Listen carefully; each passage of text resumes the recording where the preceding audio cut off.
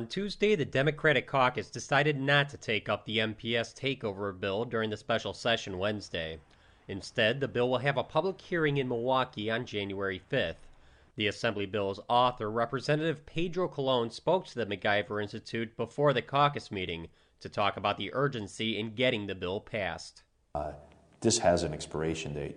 We have to have a Race to the Top application ready on January 14th.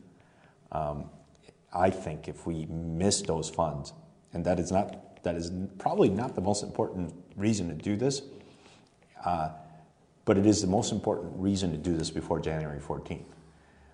Because I don't know these folks that say, hey, it doesn't matter. The most impoverished district in the state doesn't need any funds. We can do without funds.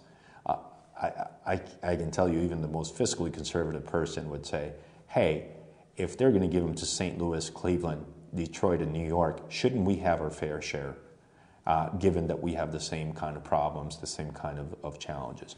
And these folks that are opposing this bill, really, they'll say, well, it's really not necessary to get the funds.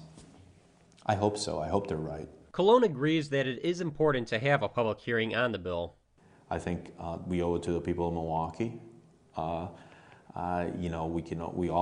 There's interest groups all over this building that will make clear their opinion, but I think ultimately we need people to come and testify. We need to hear to the educators.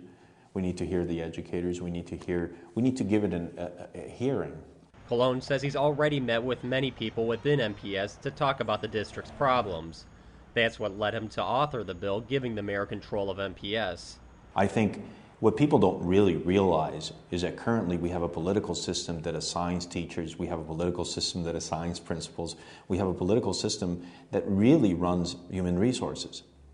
You can't run a human resources department based on political considerations as to what union you belong to or where do you go. You really have to do it on the merits of that teacher, on the performance-based measures, on learning measures, on principal school-wide sort of performance. And that's the way you get to a better place.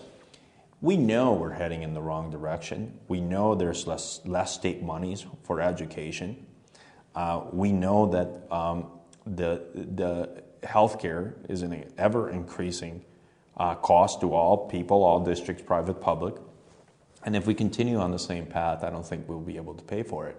Right now, I've observed that you said that retirees are getting the benefits.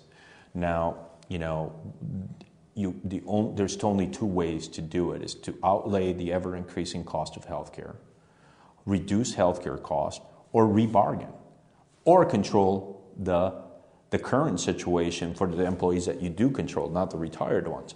And, every institution has at least played with some idea of this. Unfortunately, the school board can't muster the kind of focus and political determination to change some of these things. I'm convinced of it. Colon says the district will never be able to get its finances straight without a strong executive at the top.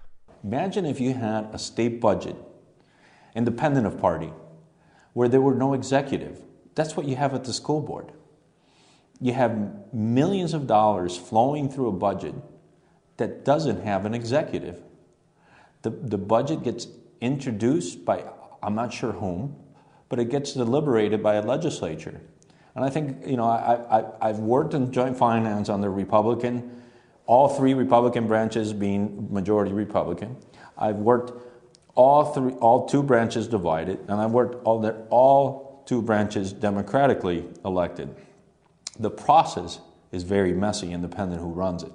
So, however, independent of who's holding the East Wing, that is the governor's office, whoever holds that office has more of a broader view on the whole system. By definition, independent of what party they're in, they have to care about the whole state, and they have to make decisions based on a matrix that's much more complicated, which is good for the system. That's when you see the vetoes of things that probably shouldn't be there. That's why you see special session calls, like the one we have for the MPS bill, because governors have that broader perspective. I think that's the kind of perspective that a mayor at the city of Milwaukee will bring to MPS. Even though the bill will not be taken up this week, Representative Colon is optimistic about its chances over the long run. This is the most important bill next to the state budget that we will see in this session. And it is not a bill that will go away. We will see some form or aspect of this bill in the future, independent of party, because I think you have to do something. And if you don't do it now, we can play out elections as we often do here and see what will happen later.